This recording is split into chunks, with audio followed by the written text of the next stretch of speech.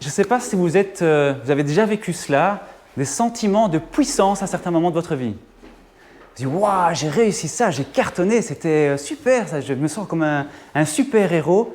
Ça vous est déjà arrivé? Oula, il n'y en a pas beaucoup dans la salle, hein? Ah, quand même, Dan, de temps en temps. Toi, oui? Ah, quand même! Dans la nouvelle génération, on compte sur elle. Super. Ça donne envie. À moins qu'on louche sur un super-héros qui existe déjà. Superman, Batman, vous connaissez la bande à Marvel, là? Il y en a quelques-uns, hein? Et franchement, quand on voit ce qu'ils peuvent faire, ça donne envie quand même, hein? Et le super-pouvoir qu'ils ont, là, ils font des trucs incroyables. Moi, ça aussi, je peux comprendre qu'on ait envie de se raccrocher à un super-héros comme ça, comme Superman ou tous les autres. Edgar Hoover, vous connaissez? Oui? Ah oui, quand même. Je ne m'attendais pas à ce qu'il y ait une personne qui me dise oui. Bah zut, on arrête la conversation alors, hein? C'est fini la prédication. Edgar Hoover, tu peux nous dire qui c'est, Mariana? La CIA? Presque, c'est pas loin. C'est le président du FBI, enfin c'était, puisqu'il n'est plus parmi nous, mais c'est lui qui a été à la tête du FBI depuis le début du FBI jusqu'à sa mort, donc 48 années. C'est le seul président qui a fait autant, hein. Après ça, on a changé le système. Mais pour vous dire, ce n'était pas n'importe qui. C'est aussi une personne qui a connu la puissance. Et à la même période que lui, une autre personne qu'on pourrait aussi appeler un super-héros pour nous, Martin Luther King. Là, je pense que vous connaissez. Voilà, je n'ai pas besoin de dire qui c'est. On est en terrain connu, là. OK. Vous savez que les Assyriens, bon, pas que les Assyriens, mais notamment chez les Assyriens, quand on devait être un super-héros, pas seulement dans la mythologie, mais aussi dans la culture, il fallait être le maître des animaux et le maître des hommes. Maître des hommes, on fait la guerre. Ça, c'est facile. Ouais, facile. Maître des animaux, il fallait tuer le roi des animaux, qui est le lion. Et là, vous voyez que tout d'un coup, on voit des bas-reliefs dans les palais des Assyriens avec des scènes où le roi tue à la chasse un lion. Mais il a toujours des armes. Et dans la Bible, nous avons aussi un super-héros qui fait des choses extraordinaires. Je pense que vous le connaissez. Oui, Jésus quand même, il est mort sur une croix, ça ne fait pas très super-héros, hein? Ah, Samson, voilà. Et lui aussi, il va tuer un lion. Et en plus de ça, il le fait à main nue. Donc, il est au-dessus des rois assyriens, hein? C'est le top, là. On va un peu parler de Samson ce matin. Et pourquoi est-ce qu'il était fort? D'où lui venait sa force? Les cheveux, exactement. Alors moi, pour l'instant, ça craint, hein? Mais Samson, il avait des cheveux qui lui permettaient d'être fort. Eh bien, prenons ensemble Juges, chapitre 13, au verset 1. Juges, chapitre 13, au verset 1. Et on va rester ce matin dans ce texte de Juges qui nous permettra d'être baignés par l'histoire de Samson. Et donc, je vous invite à laisser votre Bible ouverte dans ce texte-là, puisque c'est un texte qui va nous orienter ce matin. Juges, chapitre 13, et au verset 1, le texte dit ceci. « Les enfants d'Israël firent encore ce qui déplaît à l'Éternel, et l'Éternel les livra entre les mains des Philistins pendant 40 ans. » On est ici dans une situation de crise. La domination des Philistins, c'est loin d'être quelque chose d'agréable. Et en réalité, dans une des tribus, la tribu de Dan, qui nous représente aujourd'hui, il y a quelqu'un qui va apparaître pour sauver la situation. En réalité, la tribu de Dan, c'était aussi une tribu qui n'était pas encore installée en Israël, la seule à ce moment-là. Il s'avère qu'elle était encore en bordure de Juda, donc Juda lui avait prêté des terres provisoirement le temps qu'elle conquiert aussi son territoire qui sera beaucoup plus au nord. Et donc Dan se trouvait à la limite entre Juda et les Philistins qui étaient les ennemis. Juda n'a pas donné la meilleure part, on est bien d'accord, mais voilà la situation de Dan à ce moment-là. On continue notre texte au verset 2. Il y avait un homme de Tsoréa, de la famille des Danites, qui s'appelait Manoar. Sa femme était stérile et n'enfantait pas. Un ange de l'Éternel apparut à la femme et lui dit « Voici, tu es stérile et tu n'as pas d'enfant. Tu deviendras enceinte et tu enfanteras un fils. Maintenant, prends bien garde, ne bois ni vin, ni liqueur forte, et ne mange rien d'impur, car tu vas devenir enceinte et tu enfanteras un fils. Le rasoir ne passera pas sur sa tête, parce que cet enfant sera consacré à Dieu dès le ventre de sa mère, et ce sera lui qui commencera à délivrer Israël de la main des Philistins. On a là un programme déjà qui est bien donné. Et si on regarde bien le récit, c'est une personne stérile, il y a un ange qui apparaît, qui lui fait une annonce extraordinaire, et dans son message, on lui évoque des éléments par rapport au nazir. L'abstention de raisin, l'abstention d'alcool, l'abstention de couper les cheveux, l'abstention de manger aussi des choses impures. Parce qu'il est consacré nazir. Alors nazir, ça veut dire quoi? Dans la Bible, si on prend le Nombre, chapitre 6, je vous laisserai regarder tout à l'heure chez vous, mais dans Nombre, chapitre 6, on nous explique ce que c'est un nazir. Un nazir, littéralement, c'est quelqu'un qui est consacré, dédicacé, voué à l'Éternel. Ça veut dire que pendant une période de temps donnée, il était dans une relation spéciale avec Dieu, mais aussi une relation plus distante avec les humains. Il était un peu comme séparé des autres. Pas forcément qu'il n'avait pas de contact avec eux, mais on voyait bien qu'il ne vivait pas comme les autres. Ce n'est pas la même chose. Et dans ce chapitre 6 du livre de Nombres, on nous explique quels sont les éléments qui devaient constituer ce nazir. Donc, en plus de la loi, qui était valable pour tout le monde, il devait donc s'abstenir de raisin, d'alcool, de se couper les cheveux et de s'approcher d'un cadavre. Je vous le dis parce que ça aura quelque chose d'important pour nous après dans le récit. Autrement dit, c'est quelqu'un qui devait avoir une pureté maximale, si on peut l'atteindre bien sûr sur terre. Mais c'était une manière de dire « je vis un moment particulier avec Dieu ». Et c'est une bonne nouvelle. Samson va bientôt naître, il va libérer Israël du joug des Philistins qui pèsent quand même, il est révélé par Dieu, il va être consacré à Dieu, super, on a hâte qu'il grandisse le gamin, hein?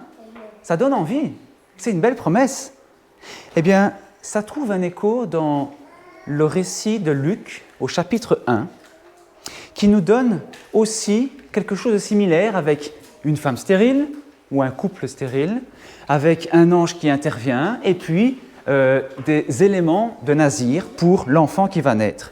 On va lire ensemble Luc chapitre 1, les versets 14 à 17. Et le texte dit ceci.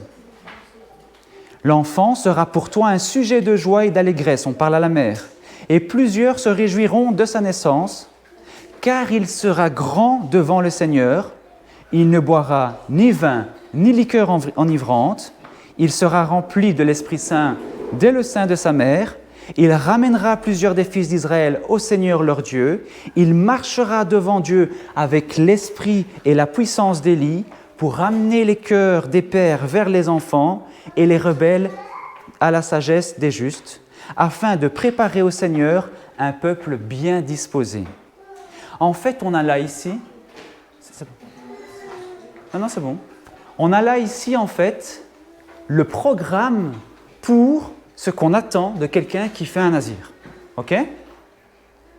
Donc, ce qu'on entend pour Jean-Baptiste, on peut le concevoir aussi pour ce qu'on pourrait attendre, en tout cas pour Samson. Et dans ce programme-là, on va se poser la question, est-ce que Samson a pu le réaliser en partie ou entièrement ou pas du tout? Alors déjà, Samson en hébreu, c'est Shimshon, qui vient de Shemesh, le soleil. Donc on pourrait dire éventuellement petit soleil, quelque chose comme ça. Un soleil peut-être de justice qui se lève, qui va illuminer la vie des parents dans un premier temps, la vie d'Israël qui va être libérée par la suite. Possible. En tout cas, on le voit déjà comme un pourvoyeur. Mais pas que. On voit aussi que non loin de là où il habitait, il y a une localité qui s'appelle Beth Shemesh, littéralement la maison du soleil. C'est probable qu'à cet endroit-là, il y avait un temple païen pour le dieu soleil. Et d'ailleurs, il y a un nom d'un dieu en acadien qui s'appelle Shemesh ou Shamash. Donc, possible aussi qu'il y ait une référence à cette divinité-là. Samson serait peut-être alors considéré comme un petit dieu, quelqu'un qui est beau, qui est grand, qui est glorieux comme le soleil, qui brille, qui réussit. Pas forcément péjorativement, mais ça peut l'être. Et de fait, la mention, et tu m'excuseras Dan, la mention de Dan dans le livre de Juges, c'est toujours péjoratif. et Samson naît dans la tribu de Dan. Alors peut-être que Dieu, quand il a vu ce côté péjoratif de Dan, s'est dit on va rééquilibrer les choses, on va permettre à ce que Samson puisse montrer un autre visage de cette tribu-là. Malheureusement, pour la tribu de Dan, c'est une installation tardive au niveau de la conquête, peut-être pas très pressée. C'est aussi le fait qu'on va voler une tribu voisine, entre frères quand même, c'est pas très sympa. C'est aussi le fait qu'on va voler, pas n'importe quoi, mais une idole de la tribu voisine. Et ça, c'est relaté dans le livre des Juges, au chapitre 18 et 19. Tout ça fait partie du background de Samson. Alors, on va lire ensemble les versets 24 et 25 du chapitre 13 pour nous montrer aussi comment Dieu va commencer à travailler avec lui. Verset 24. La femme enfanta un fils et lui donna le nom de Samson. L'enfant grandit et l'Éternel le bénit.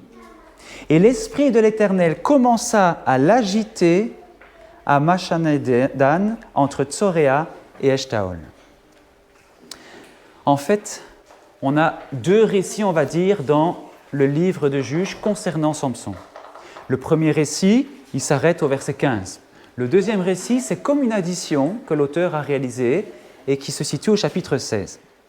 Mais voyons ce qui se passe lorsque l'Éternel va agiter, va titiller, va pousser Samson à faire quelque chose au nom du Seigneur.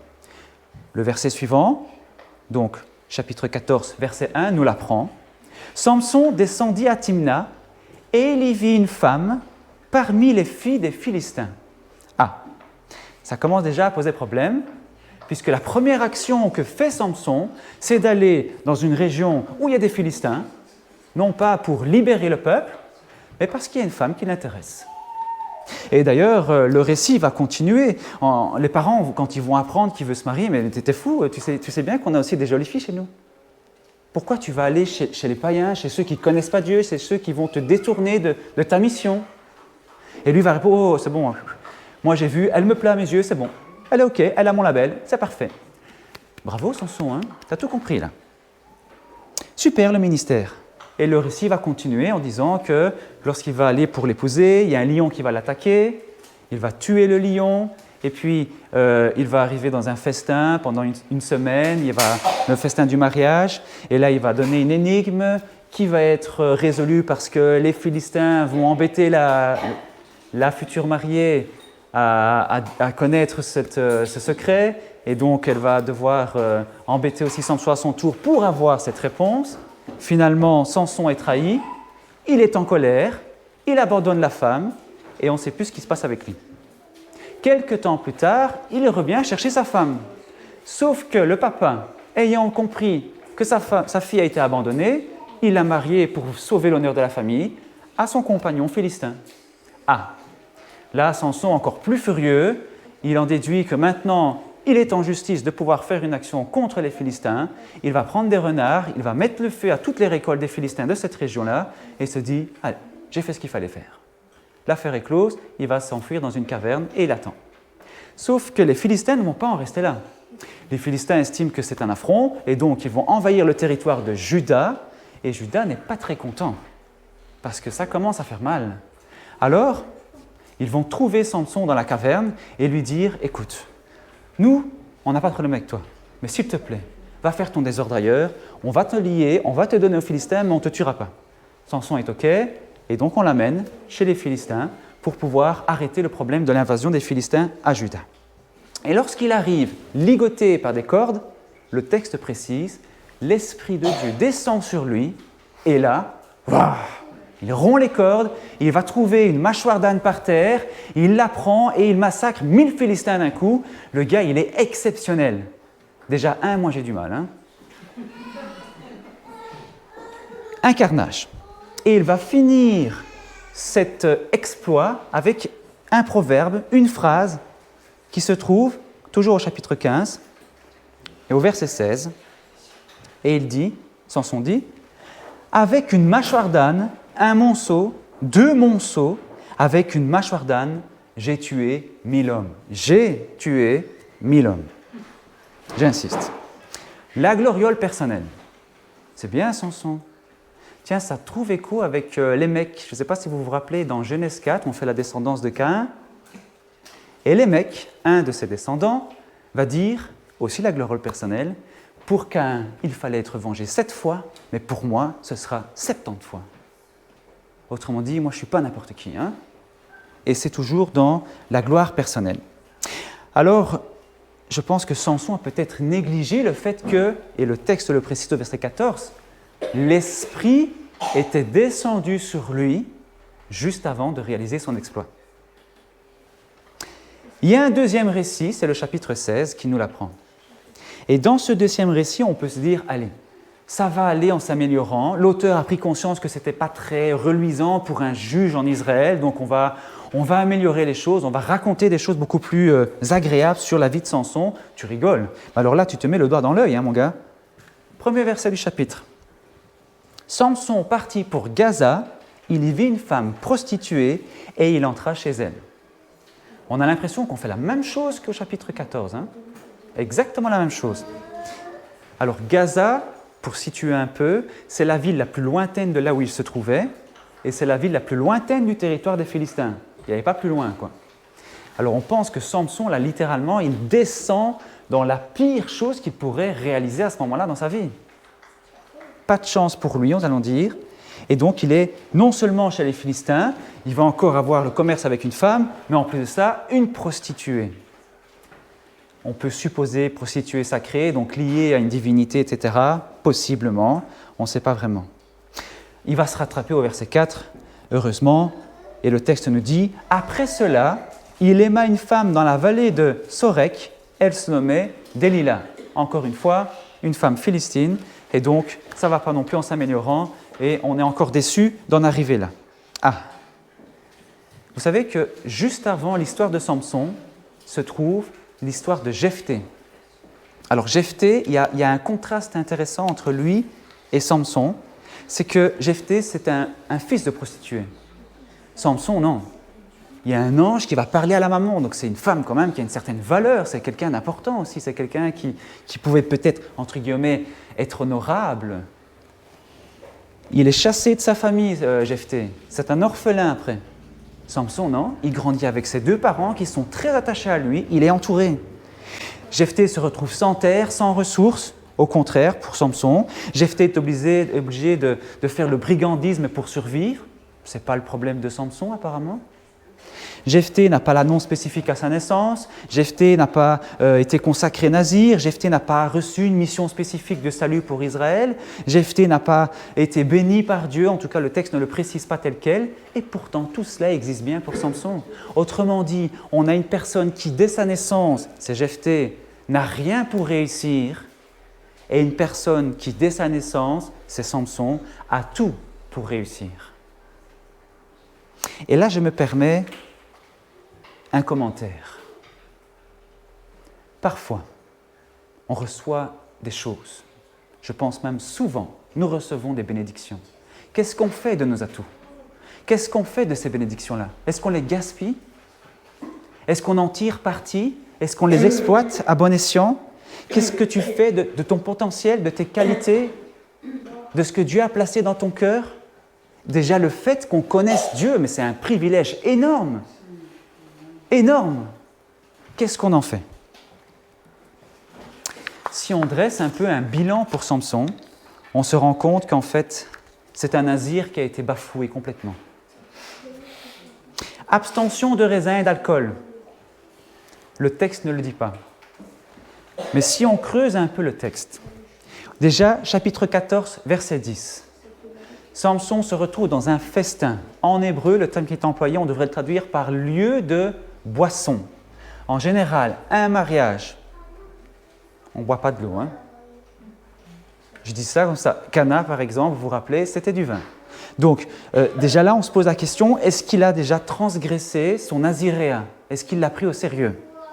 Je dis ça aussi parce qu'au verset 5, on nous précise que dans la région de Timnata, là où il va se marier, il passe par des vignes. Donc, si on a des boissons de ce côté-là, c'est du vin.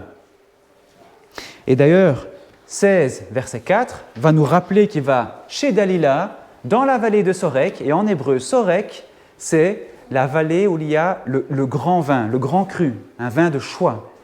Donc c'est déjà aussi pour nous rappeler que Samson et l'abstention de vin ou d'alcool, c'est pas réussi. Bon, c'est pas grave, il y a d'autres critères. Ne pas s'approcher d'un cadavre.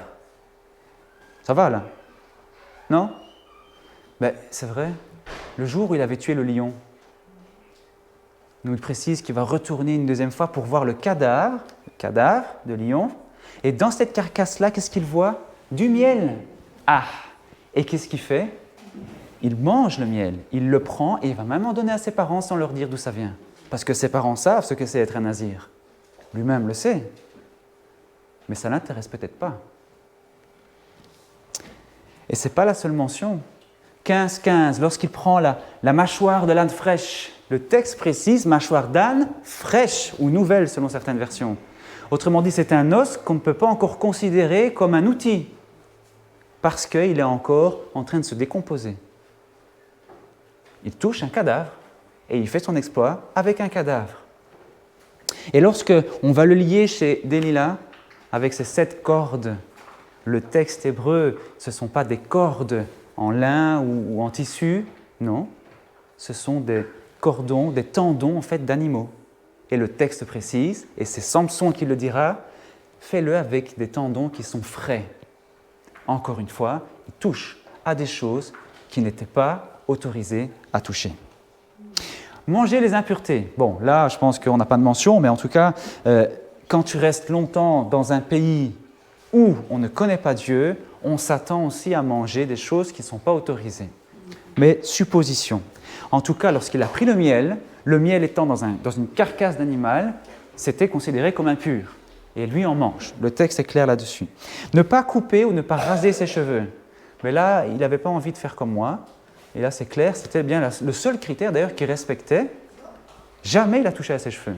Le texte précise dans le chapitre 16 qu'il avait 7 tresses et il était probablement fier d'avoir ces cheveux-là, toujours longs. Et je crois même que pour lui, c'était un sentiment de puissance ou de beauté. Absalom, ça vous rappelle quelque chose? C'est aussi quelqu'un qui avait une longue chevelure. Et alors, ça lui a posé problème par après. Peut-être aussi pour Samson d'ailleurs, d'une certaine manière. En tout cas, quand tu es nazir, on s'attend à ce que tu aies un comportement spécifique, une relation particulière avec Dieu, quelque chose de sacré, cette communion qui est là. Et pour lui, on ne voit pas ces actions qu'on va qualifier de saintes ou de pures. On ne les voit pas. Au contraire, il vit chez les Philistins qu'il qualifie d'incirconcis lui-même, donc il est conscient de ce que ça veut dire habiter chez les Philistins. Il va voir des femmes étrangères, des prostituées aussi. Donc là, on est loin de ce qu'on pourrait espérer d'un juge. Ça pose problème, je crois. Si on fait le bilan à l'intérieur des frontières d'Israël, le ministère de Samson n'a pas été reconnu par les siens. Il n'a pas été considéré comme un sauveur, mais au contraire comme un fauteur de troubles. Les frères viennent le trouver pour lui dire « Tu nous embêtes avec tes histoires et les Philistins, là. Ça nous crée des problèmes. Au lieu de nous sauver, tu nous fais plus encore qu'avant. On ne veut plus de toi. » Il est censé être juge, et pourtant c'est quelqu'un qui est très peu, ou voire pas du tout présent en Israël. On le mentionne toujours chez les Philistins. Donc, on peut dire que ce n'est pas non plus un modèle éthique à suivre.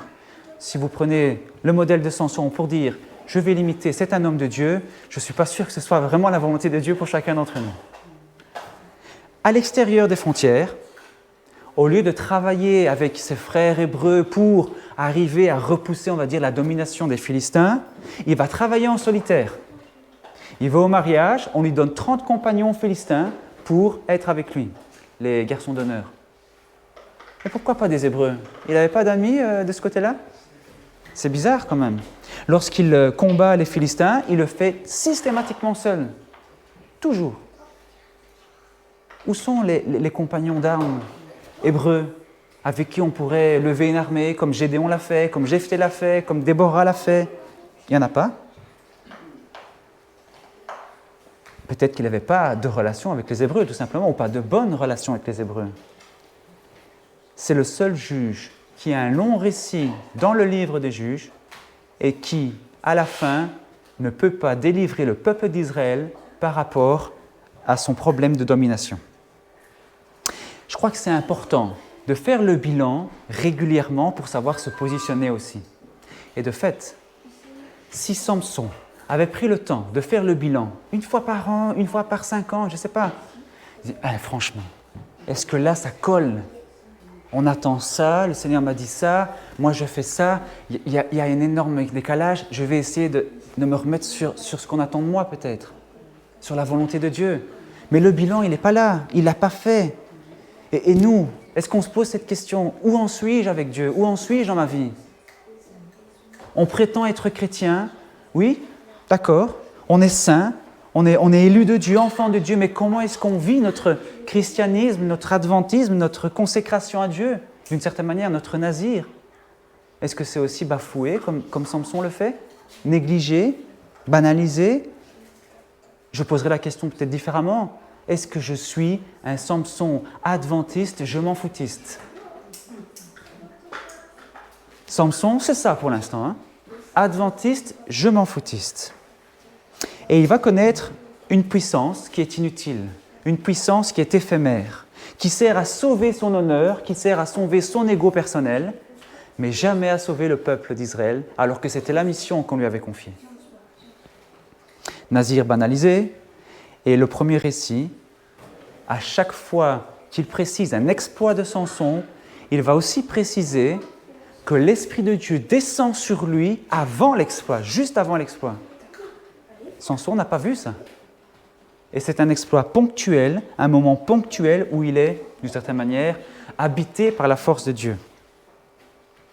D'ailleurs, le terme qui est utilisé, ce n'est pas seulement se précipiter ou descendre, mais ça peut faire dire aussi faire réussir. Autrement dit, Samson devrait comprendre à ce moment-là que s'il réussit dans ses exploits, ce n'est pas par ma propre force, mais c'est par la force de Dieu qui descend sur moi. Et là, il n'a pas encore compris. C'est déjà une bonne nouvelle pour nous, parce qu'on n'a pas besoin d'être parfait pour que Dieu nous utilise. Dieu a utilisé Samson malgré tout.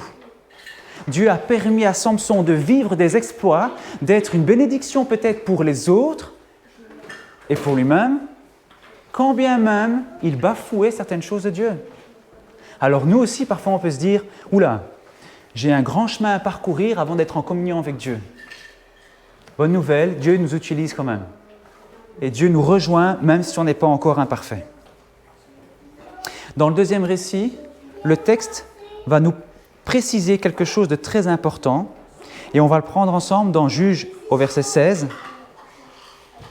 Au chapitre 16, après que sa compagne Delilah va le tourmenter pour pouvoir connaître son secret par rapport à sa force, il va révéler son secret. Et qu'est-ce qu'il va dire ? Verset 17. « Le rasoir n'a pas passé sur ma tête parce que je suis consacré, nazir en hébreu, consacré à Dieu dès le ventre de ma mère. Si j'étais rasé, ma force m'abandonnerait, je deviendrais faible, je serais comme tout autre homme. » Autrement dit, pour Samson, c'est clair, sa force, elle vient de ses cheveux. J'ai des longs cheveux, je suis fort. Je suis comme Fabio, je suis faible. C'est ce qu'il comprend, alors qu'il sait qu'il est consacré à Dieu. Il a négligé quelque chose. Le verset fin nous le dira, Dieu se retirera de Samson. Si tu bafoues constamment ce que Dieu attend de toi, ce qui est bon pour toi, il y a peut-être un moment où Dieu ne va plus te solliciter, va se retirer de toi. Et c'est ce qui arrive pour Samson. Oui, mais je respecte le Shabbat, je viens à l'église, je mange le pain de la Seine, je me suis fait baptiser là il y a quelques années. Et alors ? C'est pas ça qui va t'aider, Quelle est la communion que tu entretiens avec ton Dieu ?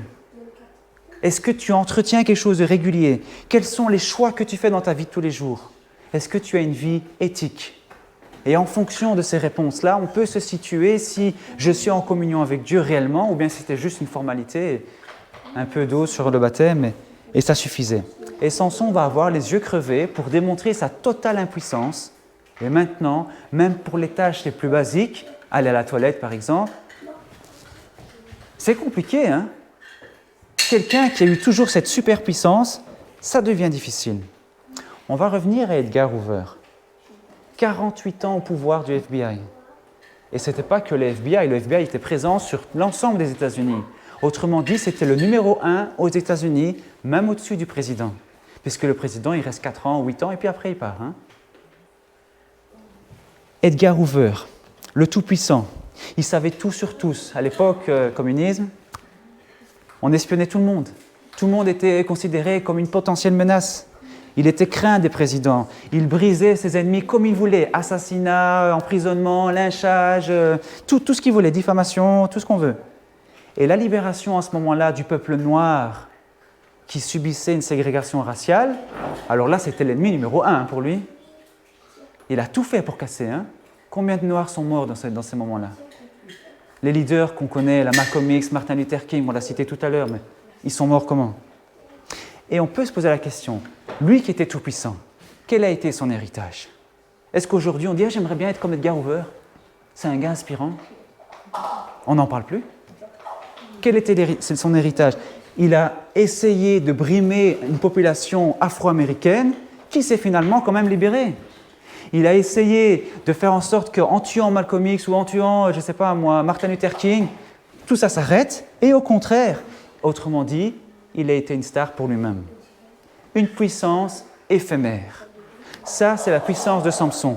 Une puissance éphémère. Samson va prier 2 fois. Une première fois au chapitre 15, une deuxième fois au chapitre 16. Si vous comparez les 2 prières, vous allez voir une nette différence. Je crois que Samson, une fois qu'il a eu les yeux crevés, une fois qu'il était abandonné par cette puissance, d'une certaine manière, il a réfléchi. Et la deuxième prière nous le montre. Juge 16, verset 28. Alors Samson invoqua l'Éternel et dit « Seigneur éternel, souviens-toi de moi, je te prie, ô Dieu, donne-moi de la force seulement cette fois, et que d'un seul coup, je tire vengeance des Philistins pour mes 2 yeux. » Cette fois-ci, pour Samson, ce n'est plus la longueur des cheveux qui va lui donner la puissance ou non, mais c'est le Dieu tout-puissant avec qui il sera en contact qui va pouvoir lui donner la force. Il sait qu'il est faible, il se sent faible.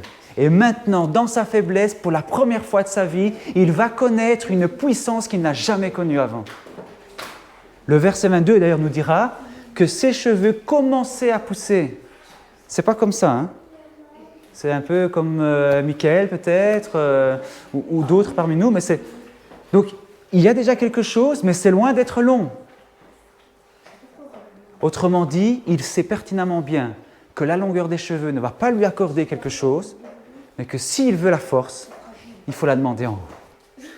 Et là, pour nous, c'est quelque chose de magnifique. De savoir qu'on est faible, mais que dans cette faiblesse, on peut avoir une puissance effet père et non plus éphémère. L'effet Papa Dieu. La puissance qui réussit dans tous les coups. Et je crois que Samson l'a goûté. Et il a cette synergie qui est là. Le verset 30 va nous apprendre que le jour où il a connu cette puissance-là, il va avoir plus de défaites dans les ennemis, de décès dans les ennemis, que tous les autres jours auparavant où il avait connu une autre puissance. Et là, c'est intéressant de voir ce contraste. Je crois qu'avec Dieu, tu peux faire beaucoup plus que quand tu te fatigues sans lui. On est au combat tous les jours. On est attaqué, Yvette nous l'a rappelé ce matin, par des tentations tous les jours. On est là et on est en train de lutter tous les jours. Et tous les jours, on choisit avec la puissance éphémère ou la puissance effet père. Mais même si on choisit la puissance effet père, c'est parce qu'on sait qu'on est faible. Mais parce qu'on est faible, on est fort. Mais au fort en Dieu. Martin Luther King a exploité cela. Vous imaginez quelqu'un qui est descendant noir, descendant d'esclaves, au moment de la ségrégation raciale, qu'est-ce qu'il pouvait faire dans un pays qui était complètement contre le peuple noir, dirigé par des Blancs? Rien. Et il va entamer des actions faibles, sachant qu'il est faible. Une marche pour les droits civiques. Ok, d'accord, super l'action. Un discours pour la paix. Waouh! Mais en soi, c'était révolutionnaire. C'était quelque chose qui était censé être faible et ça devient extrêmement fort à tel point qu'il a des adeptes partout à travers le monde et même des Blancs. L'héritage qu'il a laissé, il est inestimable, que même après sa mort, c'est comme s'il est toujours vivant. C'est incroyable. Et je pense qu'on parle plus de lui que de Edgar Hoover, dont on évoquait son nom tout à l'heure. Invite ton Dieu maintenant. N'attends pas d'avoir les cheveux longs. N'attends pas. N'attends pas d'être parfait ou parfaite. Ce n'est pas la peine. Invite-le maintenant et donne-lui la chance d'être une puissance et fais pair en toi. Dieu veut que tu sois un super-héros, non pas à la manière des hommes, mais à la manière de Dieu, pour servir les autres, avec cette puissance et fait pair. Que le Seigneur bénisse sa parole. Amen.